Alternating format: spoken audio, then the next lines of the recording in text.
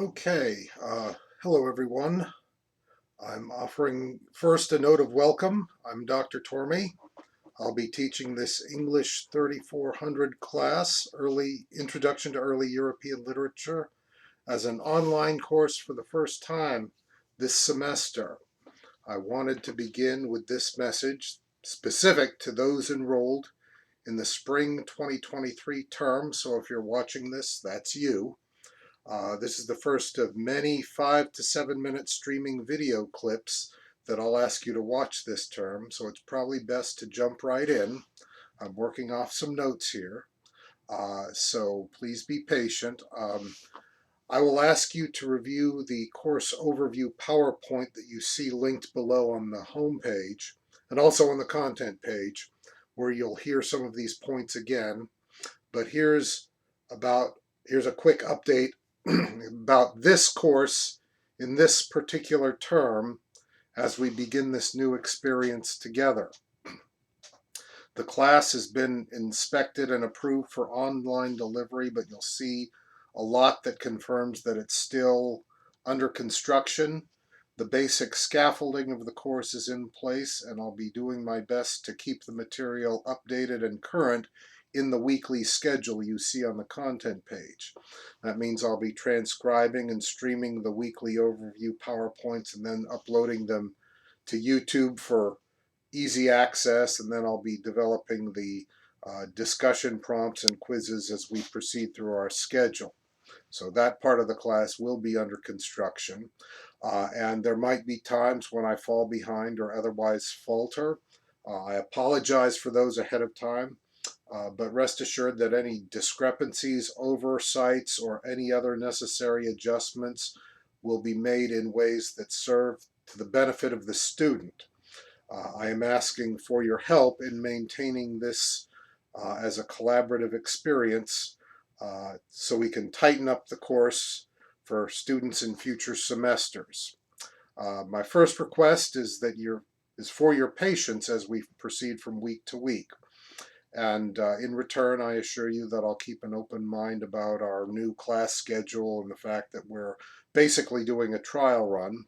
I will be lenient in evaluating your work, and I will be grading more easily than I customarily would as we proceed throughout this first term of this online class.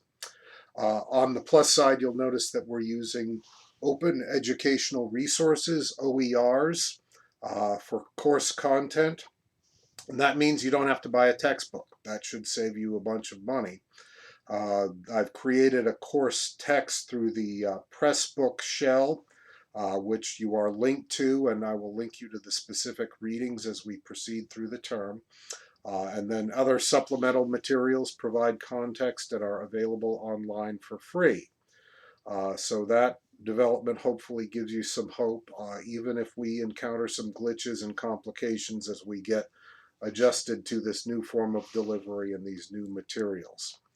The course itself is divided into 4 modules. You will see this on the course overview and also on your syllabus. I've named each of these, given each of these a distinctive name. The first is the Shadow of the Ancients, or the Ancients. The second is the Post-Imperial and Dark Age Worlds. Call that Post-Imperial for short. The third module is the Germanic and Norse traditions, or Germanic and Norse. And the fourth and final module is the Approaching Renaissance. And so that is the basic structure of the class. We're proceeding from the ancient world into the world just before the Renaissance. So we've got a lot of ground to cover, but that's early European literature. It's rare that we will read any work in its entirety. Most of the works are epics, or they're rather lengthy collections with a lot of individual components, composed for audiences with very different expectations about literature and storytelling. So we'll focus on sections and selections from these particular works. We'll be focusing first on the works themselves, and we'll concern ourselves with matters of plot, character, setting, and theme. But we'll also be taking a big picture approach, exploring the work's cultural context, influence, and resonance across the centuries, and their connections with one another, because you see that a lot. A motif, a theme, a character gets repeated as it gets taken up and retreated by authors in subsequent centuries. My only request at this point is that you reach out specifically via D2L email for any course communication. There's a logic for that, and I'll get into that in more detail if I need to. So I would appreciate it if you do notice any glitches to point them out, or broken links or other oversights. Again, these are the kinds of things that happen when a course is approved and then delivered for the first time. There are things that surface that nobody picks up in that approval process. So I will ask for your help in tightening up the course. So with that request, I will sign off. I'll be checking in regularly via through D2L email, and I'll be looking at the introductions assignment as the first weeks unfold.